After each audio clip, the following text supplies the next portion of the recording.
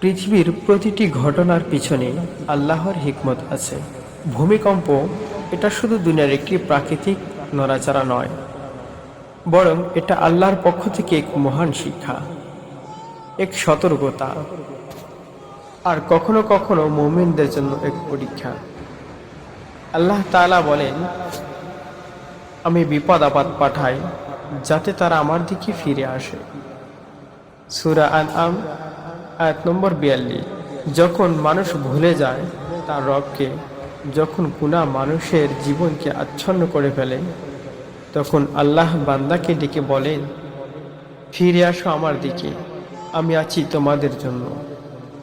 ভূমিকম্প আমাদের মনে করিয়ে দেয় আমরা কত দুর্বল আর আমাদের রব কত শক্তিশালী। হাদিসে এসেছে, যখন তোমরা ভূমিকম্প দেখবে তখন আল্লাহর কাছে ক্ষমা চাও, দোয়া করো, তার দিকে ফিরে যাও। তাই যে কোনো বিপদে আমাদের প্রথম কাজ তাওবা করা, ক্ষমা চাওয়া আর আল্লাহর হিকমতের উপর ভরসা রাখা। হে আল্লাহ, তুমি আমাদের হেফাজত করো, আমাদের ঈমানকে শক্তি দাও এবং আমাদের তোমার পথে ফিরিয়ে দাও। আমিন।